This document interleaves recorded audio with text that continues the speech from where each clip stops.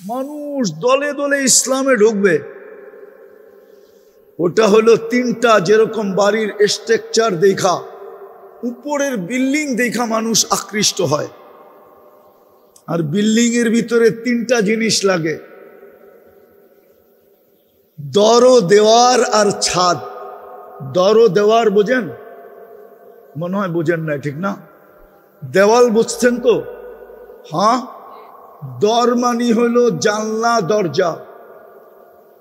দর দেওয়ার, জানলা দরজা এবং ছাদ, এই তিনটাই হয় বিল্ডিং এর উপরের স্ট্রাকচার। ওটার ডিজাইনের উপরই মানুষ বারবার তাকায়। যেই বাড়িটা কার, বাংলাদেশের গ্রামগঞ্জে গেলে দেখা যায় এরকম বাড়ি তাকলাইগা থাকে মানুষ, ঠিক না? তো ইসলামেরও রাজপ্রাসাদ গঠিত তিন জিনিস দিয়া। আবারও বলতেছি, ফাউন্ডেশন কিন্তু মাটির নিচে থাকে। ইমানিয়াত, ইবাদত, এটা লুকানো। এটা দিয়ে আপনি কাউকে আকৃষ্ট করতে পারবেন না।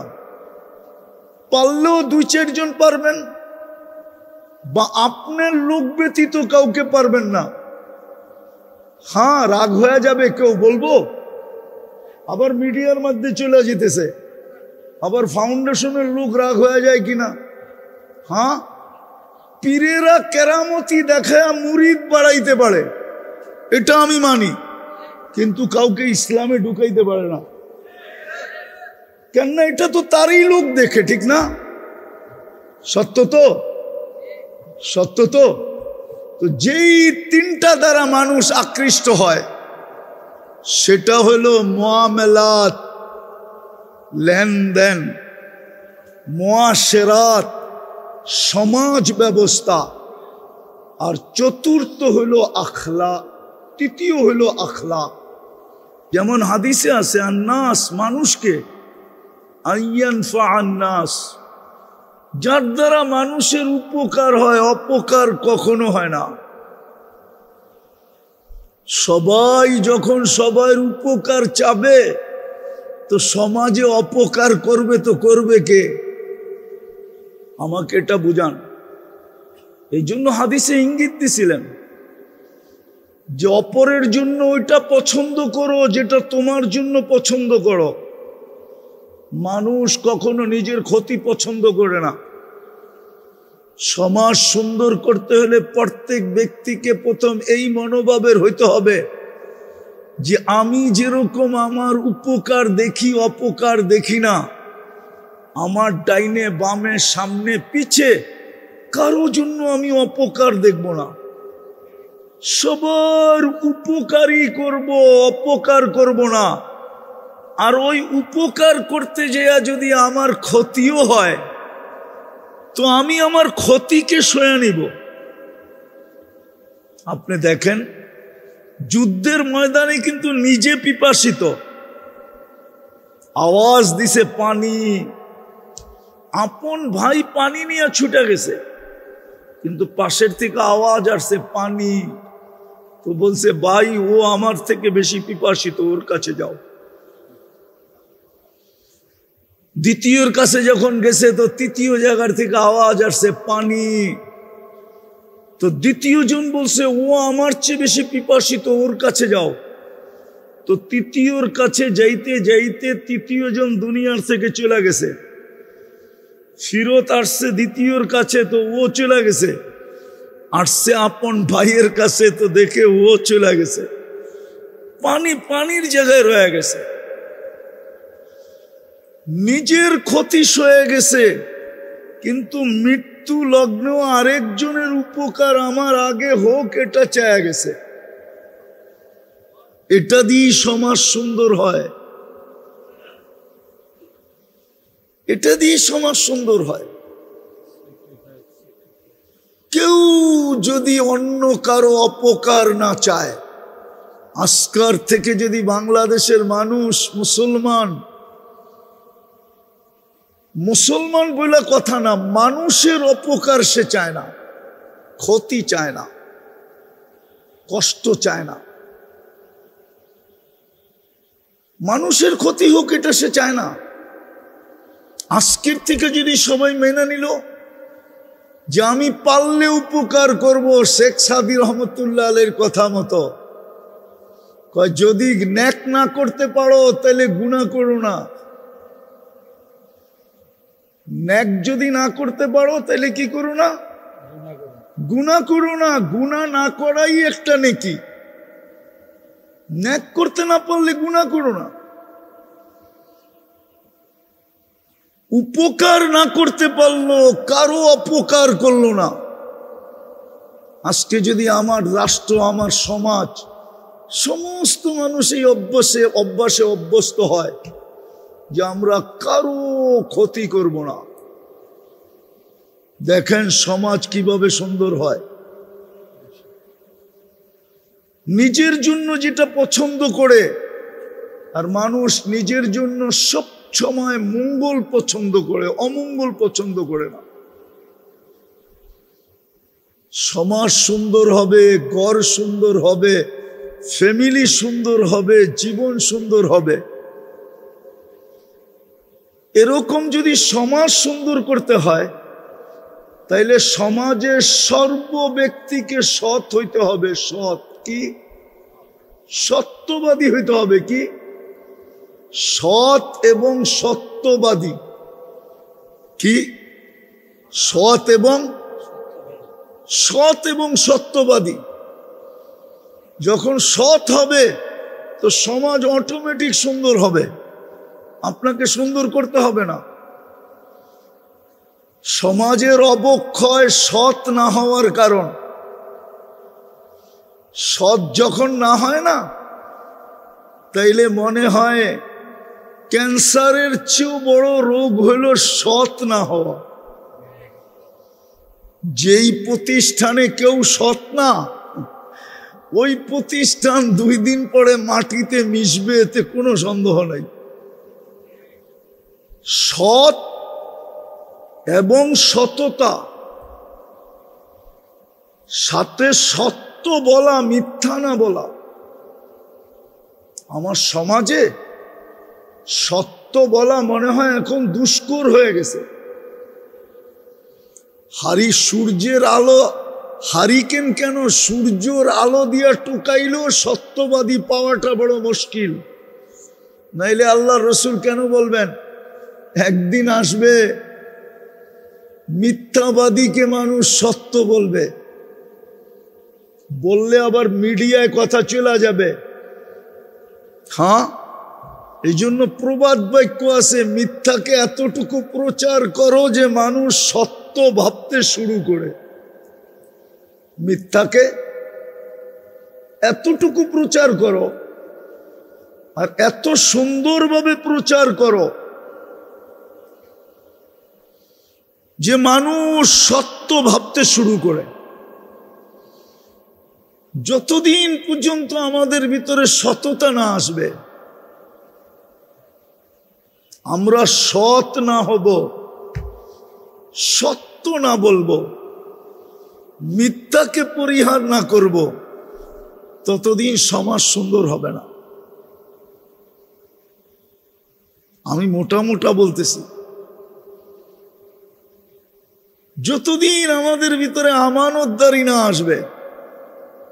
আমানতদারি বোঝেন তো? হ্যাঁ, আল্লাহ রসুল ইঙ্গিত দিছেন একদিন তোমাদের সমাজ ব্যবস্থা ভেঙে যাবে। তোমরা আমানতদারকে খেয়ানতদার মনে করবে, আর যে যত খেয়ানত করতে পারবে তাকে তত বেশি ফুলের মালা দিবে। বলে গেছেন 1400 বছর আগে।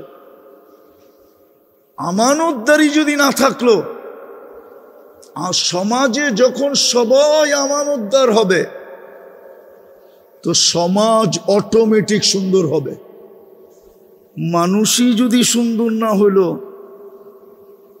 তাহলে সমাজের অবক্ষয় কোনোদিন দূর হবে না। হ্যাঁ, রোগ যেখানে আগে ওইখানে ওষুধ দিতে হবে, ঠিক না? কি বলেন? শরবত যদি বানাইতে হয় তাইলে পানি আর চিনি মিশ্রণ করতে হবে। পানির উপরে যদি চিনি রেখা দিলেন ঝুলায়া বা লটকায়া, কোটি বৎসর রাখলেও মনে হয় না যে শরবত হবে। দুটাকে মিশ্রণ করলেই শরবত হবে, ঠিক না? আর বরফ দিলে তো কোনো কথাই নেই, আরো মজা বেড়ে যাবে ঠান্ডা হইলে, ঠিক না? তো সমাজ তৈরি হয় মানব দ্বারা। কতগুলা মানুষ যেখানে বাস করে ওটাকেই সমাজ বলে। সমাজের অবক্ষয় আর বিশৃঙ্খলা যদি আপনি দূর করতে চান, তাহলে আপনি সর্বপ্রথম মানুষগুলাকে ঠিক করতে হবে। মানুষগুলা যদি ঠিক হয়ে গেল, তাইলে দেখা যাবে আর কোনোদিন ওয়াজ করতে হবে না, সমাজ এমনি ঠিক হয়ে যাবে। নাইলে ওয়াজ দিয়া সমাজ ঠিক করা যাবে না। মানুষগুলাকে ঠিক করার এই জন্য আগে বসতে হবে মুহাম্মদুর রাসূলুল্লাহ সাল্লাল্লাহু আলাইহি ওয়াসাল্লাম। একটা উদাহরণ দেই, মানুষের ব্যক্তিত্ব যত বাড়ে, মানুষের পদচারণের এলাকা সীমিত হইতে থাকে। মনে হয় বুঝাইতে পারি না আপনাদেরকে। ব্যক্তিত্ব যখন বাড়ে তো পদচারণের জায়গা সংকীর্ণ হইতে থাকে, ব্যাপকতা তার ভিতর থেকে বাহির হয়ে যায়, নির্দিষ্ট স্থান তার ভিতরে চলে আসে যখন ব্যক্তিত্ব বাড়তে থাকে। মনে হয় বুঝাইতে পারি না। দেশের রাষ্ট্রপতি ইচ্ছা করলে সাধারণ মানুষের মতো ঘুরতে পারে না, পারে নাকি? তার জন্য সীমিত। আবার কোথাও যাইতে হলে অনেক ফর্মালিটি লাগে, ঠিক না? প্রটোকল রাখলাম, ফর্মালিটি তো লাগে। তো মুহাম্মদুর রাসূলুল্লাহ সাল্লাল্লাহু আলাইহি ওয়াসাল্লামের মতো ব্যক্তিত্ব, আল্লাহর পরে যার স্থান, যার এই জমিনে আসারই কথা ছিল না, ব্যক্তিত্বের দিকে দেখলে আর ব্যক্তিত্ব পর্যালোচনা করলে উনি কেন দুনিয়াতে আসবেন? দুনিয়া যদি দেখি তাইলে তো দানিয়া, সবচেয়ে নিকৃষ্ট জিনিস, এইখানে উনি কেন আসবেন? কিন্তু আল্লাহ কারণ বলছেন কেন আসছেন। আগে এটা বুঝতে হবে, তারপরে মোটা মোটা কয়েকটা কথা বলবো। কথা কত দূর যাবে এটাও তো জানি না, জাতি মানবে কি মানবে না এটাও তো জানি না। মুসলমান যদি মানত তাহলে তো আজকে মুসলমানের এই দুরবস্থা হতো না। যেই সময় 350-313 জন ছিল, তখনই তো কারো আঙ্গুল উঠানোর সাহস ছিল না, কেউ চোখ উঠায়া তাকানোর সাহস ছিল না, ঠিক না? সংখ্যায় যখন বিলকুল কম ছিল, তখনও তো মুসলমানের এই দুরবস্থা ছিল না। আজকে 250 কোটি মুসলমান, বাবার বিষয় কিন্তু 250 কোটি মুসলমান দুনিয়াতে, 60টা মুসলিম দেশ, 57 কি 60 এরকম মুসলিম দেশ। দুনিয়ার সবচেয়ে বড় টাকা কারেন্সি মুসলমানের কাছে। মুসলমানের চেয়ে বড় কারেন্সি কারো কাছে নাই। কুয়েতের 1 টাকা দিলে আমেরিকান $5 পাওয়া যায়, ইংল্যান্ডের 3.5 পাউন্ড পাওয়া যায়, ইউরোপের 4 ইউরো পাওয়া যায়। শুধু কুয়েতের টাকা বড় না, বাহরাইনের টাকাও বড়। শুধু বাহরাইনের টাকা বড় না, ওমানের টাকা বড়। শুধু ওমানের টাকা বড় না, ব্রুনাইয়ের টাকা আরো বড়। দুনিয়ার সবচেয়ে দামি জিনিস মুসলমান ব্যবহার করে। দুনিয়ার সবচেয়ে দামি জিনিস কে ব্যবহার করে? মুসলমান ব্যবহার করে। দুনিয়ার কোন যুবরাজের গাড়ি 24 ক্যারেট সোনায় মোড়ানো নাই, শুধু একমাত্র মুসলমান যুবরাজদের আছে। দুবাইয়ের যুবরাজের গাড়ি 24 ক্যারেট সোনায় মোড়ানো। ব্রুনাইয়ের প্রেসিডেন্টের এন্টার গাড়ির পার্টস স্বর্ণ দিয়া বানানো। দুনিয়ার সবচেয়ে কাপড় চোপড় বেশি মুসলমান পরে, মুসলমানের চেয়ে বেশি কাপড় চোপড় কেউ পরে না, এবং দামি কাপড় চোপড় পরে। আপনি নেটে গেলে পাবেন বিল গেটসের প্যান্টের দাম কত, নেটে দেওয়া আছে। শার্টের দাম কত, প্যান্টে দেওয়া, নেটে দেওয়া আছে। আমার মনে হয় না ওর কোনো শার্ট $300 উপরে পাবেন আপনি। $300 ওই দেশের 300 টাকা, ঠিক না কি? আর আমাদের যুবকদের বাপের হোটেলে খায়া ওদের প্যান্ট দেখবেন, জুতা দেখবেন 12 হাজার টাকা, 20 হাজার টাকা। গেঞ্জি পরে 4-5 হাজার টাকা, কিন্তু বাপের হোটেলে, নিজের কামাই না। তো মুসলমানের চেয়ে বেশি দামি পোশাক কাপড় চোপড় দুনিয়ার কেউ পরে না। আবার মাত্রার দিক দিয়ে মুসলমানের চেয়ে বেশি পোশাক আদি কারো কাছে নাই। এই ছোট মজমা যা বসা আছে, আপনাদের ঘরে ব্যবহৃত যা কাপড় আলমারিতে আছে, মনে হয় 5 বছর ব্যবহার করলেও এগুলা শেষ করা যাবে না। কি সত্য তো? হ্যাঁ, 5 বছর যদি কাপড় না কিনেন আর এগুলা কি যদি ওয়াশ করে ব্যবহার করেন, 5 বছর চলবে না? চলবে না? হ্যাঁ, কিন্তু দুনিয়ার কোনো দেশে ব্যবহৃত কাপড় এত আলমারিতে নাই। আপনি ইউরোপ চলে যান, আমেরিকা চলে যান, কানাডা চলে যান, আমাদের যেরকম রাস্তার মোড়ে মোড়ে ডাস্টবিন রাখা, ওদের কদমে কদমে পুরান কাপড় ড্রপ করার জন্য বক্স রাখা। ওই বক্সে লেখা আছে তোমার ব্যবহৃত কাপড় এইখানে রাখো। প্রত্যেক সুপার মার্কেটের সামনে আছে।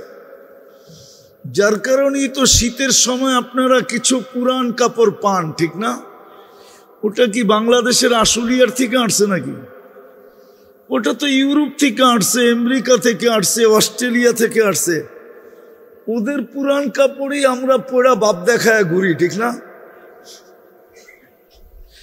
তো মুসলমানের চেয়ে বেশি কাপড় চোপড় সর্বদিক দিয়া। আপনি খাওয়া বলবেন, মুসলমানের চেয়ে সবচেয়ে খাওয়ার আইটেম দুনিয়ার কেউ জানে না। মুসলমান যত আইটেম খায় আর তৈরি করে আর জানে, কোনো দুনিয়া এত আইটেম জানে না।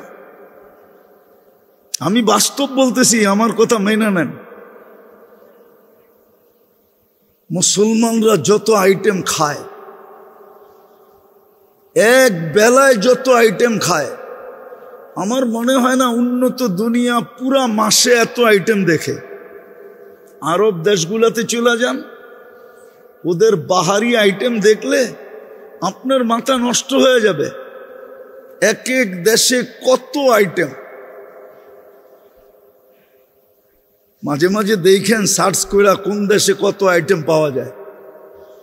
ওরা সারা মাসে এত আইটেম খায় কিনা সন্দেহ, চোখে দেখে কিনা সন্দেহ।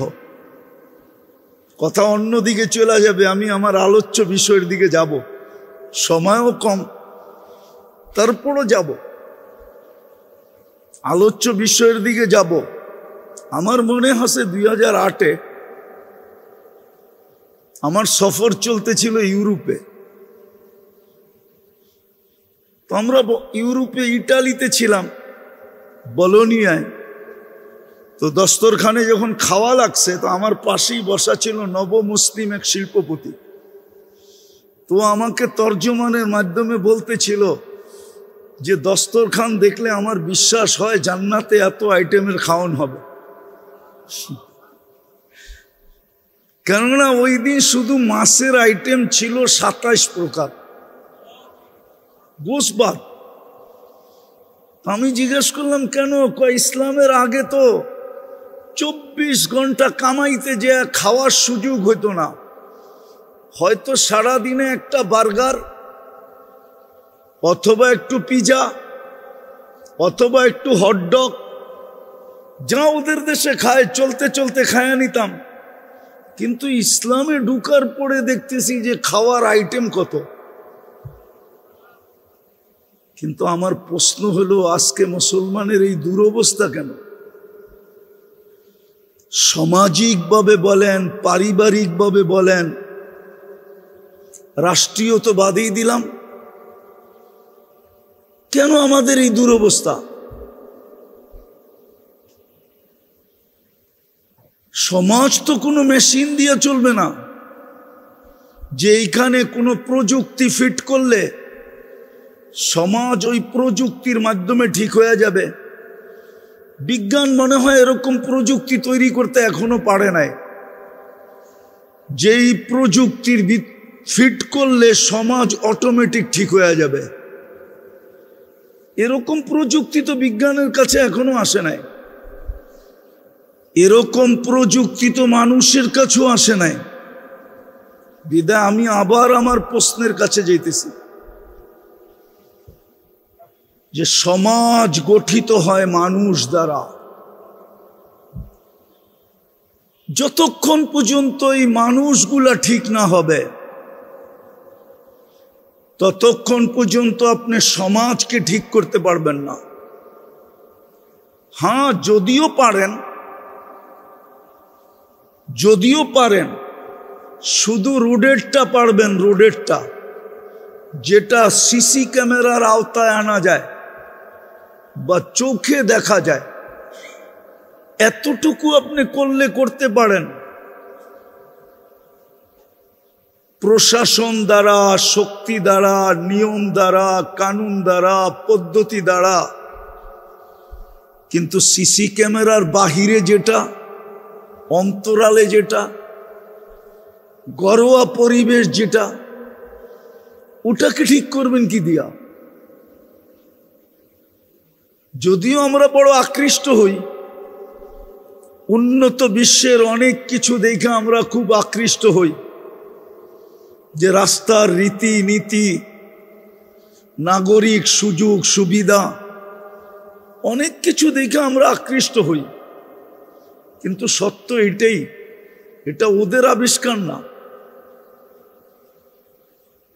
ওরা আসল জিনিস, র ম্যাটেরিয়ালস নিছেন এক জায়গার থেকে। যেমন কোনো জিনিস তৈরি করতে হইলে র ম্যাটেরিয়ালস আগে আনতে হয়, তারপরে মেশিনে দিয়া নিজের ডাইসের মাধ্যমে ইচ্ছা মতে ওটাকে বানায় নিতে হয়। ওরা মূল নীতিটা কিন্তু আমাদের থেকেই নিছিলেন। আপনি মাইনা নেন আমার কথা, মূল নীতিটা কিন্তু আমাদের থেকেই নেওয়া, কোরআন থেকে নেওয়া, হাদিস থেকে নেওয়া। কিন্তু ওইটাকে ওরা মোটিফাই করছে, ওরা আপনাকে আকৃষ্ট করছে। কিন্তু আপনার কাছে জাওহার ছিল, আপনার আমার কাছে মাগনাতিস ছিল, চুম্বক ছিল, জাদু ছিল, ম্যাজিক ছিল। কিন্তু আপনি আর আমি ব্যবহারও করতে পারি না, আকৃষ্টও করতে পারি না। আজকে মুসলিম সমাজ নিয়ে সারা দুনিয়া কেন আঙ্গুল উঠায়? একটা কথা না বললেই নয়, আমরা আমাদের দেশে বড় মাথা উঁচা করে চলি, কিন্তু আপনি জানেন সারা দুনিয়ায় ইসলাম বা মুসলমানের অবস্থান কোথায়? এটা কি কোনোদিন ভাবেন? মুসলমান স্কলাররা কি ভাবে? সুশীলরা কি ভাবে? বুদ্ধিজীবীরা কি ভাবে? যে মুসলমানদের স্থান সারা দুনিয়ায় কোথায়? এক কথায় যদি বলি না, তাহলে সারা দুনিয়া আপনাকে আগাছা মনে করে। আগাছা কি কি শুধু আগাছা মনে করে আপনাকে। যদি প্রমাণ দেই, একটা প্রমাণই যথেষ্ট। বাইতুল মোকাররমের চত্বরে বসা দিতেছি, কথা না জানি কত দূর চলে যাবে। আগামী 7 তারিখে ফিলিস্তিনের যুদ্ধের 2 বছর হবে, আগামী মাসের 7 তারিখে। এই 2 বছর যাবৎ প্রাণীবাদীরা, যারা প্রাণী নিয়ে কাজ করে, প্রাণী নিধন, প্রাণীকে সুরক্ষা দেওয়া যাদের কাজ, প্রাণী নিধনের ব্যাপারে যারা কঠোর। একটা উদাহরণ দিতেছি। বাংলাদেশে ঢাকা শহরে ছোটবেলায় দেখতাম কুকুরের উপদ্রব বাড়লেই সিটি কর্পোরেশনের লোক আসতো রাত্রে, যেই গলিতে যেটাকে পাইতো প্রথম লোহার একটা দিয়ে ওটাকে আটকাইতো, তারপরে একটা ইঞ্জেকশন দিয়ে নেওয়া যেত। কিন্তু প্রাণীবাদীরা রিট করছে সুপ্রিম কোর্টে, আর রিটে ওরা জিতা গেছে যে কোনো কুকুরকে আর এইভাবে বাংলাদেশে নিধন করা যাবে না। শুধু ঢাকা শহর না, গ্রাম গঞ্জেও পারবেন না আপনি। যে মানুষ যতদিন ঠিক না হবে, মানুষ দিয়েই সমাজ, সমাজ বলেন, পরিবার বলেন, রাষ্ট্র বলেন, ওটা মানুষ দিয়েই গঠিত। মানুষ যতক্ষণ পর্যন্ত, বিশেষভাবে মুসলমান, মানুষ বাদ দিলাম, মুসলমান সমাজ মুসলিম দিয়েই গঠিত, মুসলিম সত্তা দিয়েই গঠিত, মুসলিম ব্যক্তিত্ব দিয়েই গঠিত। যতক্ষণ পর্যন্ত আমরা প্রত্যেকে নিজের জীবনটাকে মুহাম্মদুর রাসূলুল্লাহ সাল্লাল্লাহু আলাইহি ওয়াসাল্লামের রঙে রঙিন না করব, আগে আমাকে, আমার দেহটা, জীবনটা, শরীরটা, আমার পরিবারটা প্রথমে মুহাম্মদুর রাসূলুল্লাহর রঙে রঙিন করতে হবে। যখনই আমি ওনার রঙে রঙিন করব, আমি একটা একটা দেখাই, যখনই আমি ওনার রঙে রঙিন করব, তখন আমি কোনোদিন কারো জন্য অনীহা দেখব না, কারো ক্ষতি হোক এমন কিছু আমি মনেও ভাবব না। এটাও সমাজের ভিতরে, সমাজ গঠনের একটা অংশ। তখন আমি বাস্তবিক মানুষ হব। আমি শেষ জায়গায় চলে আসছি পড়ায়। তারপরে সমাজ যদি সুন্দর করতে হয়, তাইলে সবাই মুসলমান সমাজ যদি সুন্দর করতে হয়, একটা কথা মনে রাখবেন, ইসলামের দিকে মানুষ দাবিত হয় 3 জিনিস দিয়া। কয় জিনিস দিয়া? আপনার ইবাদত বন্দেগী দিয়ে কেউ দাবিত হবে না। কেননা ইবাদত বন্দেগী তো ইসলামের বেশিরভাগই লুকানো জিনিস। কি? নামাজ কোথায় পড়েন? মসজিদের। রোজা তো যতক্ষণ পর্যন্ত ব্যক্ত না করে বুঝার কোনো সিস্টেমই নেই, ঠিক না? রোজাও তো ইবাদত, ঠিক না? বুঝার সিস্টেম আছে? হ্যাঁ, আপনার সামনে পানি দিলাম তো আপনি বললেন আমি রোজা, কিন্তু এর আগে বুঝার কোনো উপায়? যাকাত মুসলমান দেয়, মুসলমান নেয়, দেখা যায় না। এটা তো আপনার সমাজের ভিতরে, অন্যে দেখবে কি করে? আপনি জেবে হাত দিলেন, আরেকজনের মুঠে দড়ায়া দিলেন, দুনিয়ার দেখার কোনো সুযোগ নাই। হস্ত নির্ধারিত জায়গায়, আর ঈমান মাপার তো কোনো মিটারই নেই যে আমার ভিতরে ঈমান কতটুকু আছে। ইমান কতটুকু আছে ভিতরে মাপার মিটার আছে নাকি? হ্যাঁ, কিছু নিদর্শন আছে, যদিও আমরা কখনো এটাকে ফলো করি না, মানি না, ওটা জানিও না। ওটা যদি জানতাম তাহলে মাঝে মাঝে অনুভব হতো যে না, আমার ভিতরে এখনো পাখি আছে, উড়া যায় না। তাহলে যেটাকে ইমানিয়াত বলে, ইবাদত বলে, ওটা দিয়ে মানুষ ইসলামে ঢুকবে না। মানুষ ইসলামে ঢুকবে তিন জিনিস দিয়া।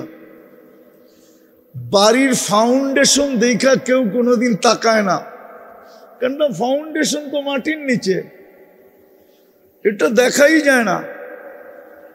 বাড়ির উপরের স্ট্রাকচার দেখা মানুষ বারবার তাকায়। কার বাড়ি?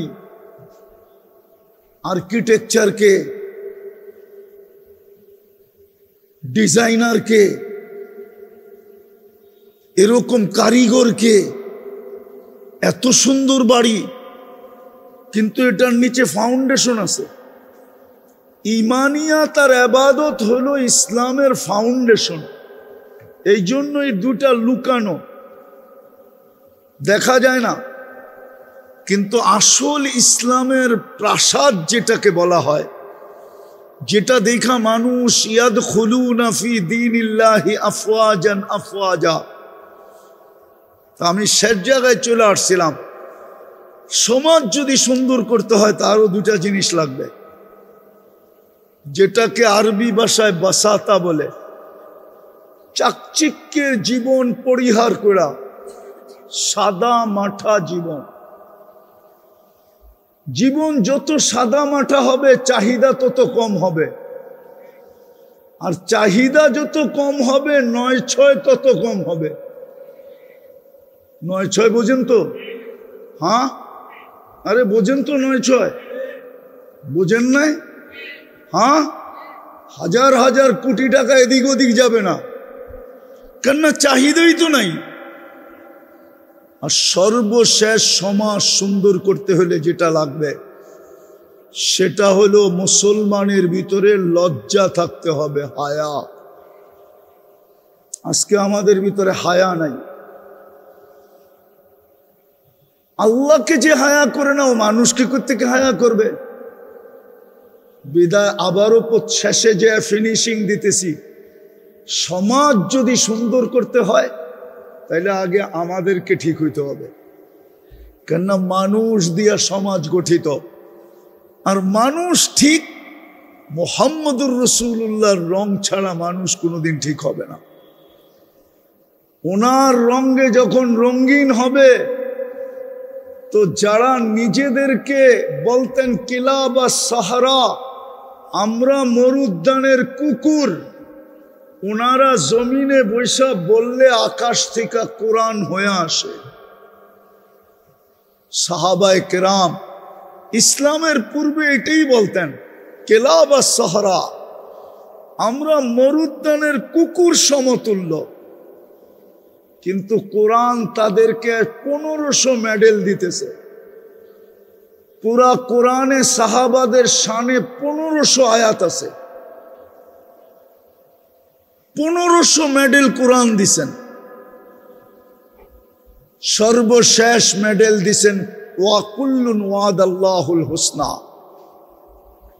চলেন, আমরাও যদি সমাজটা সুন্দর করতে চাই তাইলে আগে আমাকে ঠিক হইতে হবে। মুহাম্মদুর রাসূলুল্লাহ সাল্লাল্লাহু আলাইহি ওয়াসাল্লামের রঙে রঙিন হইতে হবে। তাইলে আমি যতদিন এইখানে থাকবো সুখে থাকবো, এটার গ্যারান্টি আছে। আর এইখান থেকে যখন চলে যাব তো উপর থেকে প্রটোকল আসবে, তাতানাজ্জালু আলাইহিমুল মালাইকা, ফেরেশতা আমাকে স্বাগত জানাইতে জানাইতে নিয়ে যাবে। শেষ কথা, এই জন্যই মনে হয় ইমাম বুখারী রহমতুল্লাহ আলাই এত জোর দিছেন। উনি বুখারীতে একবার না একাধিকবার একটা হাদিসকে বারবার দৌড়ায় নিয়ে আসছেন, বিভিন্ন অধ্যায় নিয়ে আসছেন। ওনার দাবি ছিল মৃত্যুর পরে কবরে সর্বপ্রথম প্রশ্ন কোনটা হবে? আপনি বলবেন মান রব্বুকা, ইমাম বুখারী রহমতুল্লাহ আলাইহি এটা কায়েল না। উনি কায়েল হইলেন যে কবরে সর্বপ্রথম প্রশ্ন হবে মা কুনতা তাকুলু ফি হাদার রাজুলি মুহাম্মাদিন। বলো, যার রঙে রঙিন হওয়ার জন্য এত বড় ব্যক্তিত্বকে জমিনে পাঠায়া দেওয়া হলো, উনার রঙে তুমি কতটুক রঙিন আগে এটা প্রমাণ করো, তারপরে জিজ্ঞাসা করব তোমার রবকে, তোমার দিন কি। আগে প্রমাণ করো ওনার রঙে তুমি কতটুকু রঙিন। আল্লাহ আমাদেরকে বুঝার তৌফিক দান করো। আল্লাহর রসুলের রঙে রঙিন হই। আমরা রঙিন হয়ে গেলেই সমাজ ঠিক হয়ে যাবে। আর নাইলে আগেও তো বলছিলাম, কোনো মেশিন এখনো বিজ্ঞান বানায় নাই যে আপনি কিনা আইনা সমাজের ছাদের উপরে ফিট করবেন আর সমাজ অটোমেটিক ওই মেশিন দ্বারা ঠিক হয়ে যাবে। না না, কোনোদিন ঠিক হবে না। আল্লাহ আমাদের সবাইকে আমল করার তৌফিক দান করেন। ওমা আলাইনা ইল্লাল বালাগ।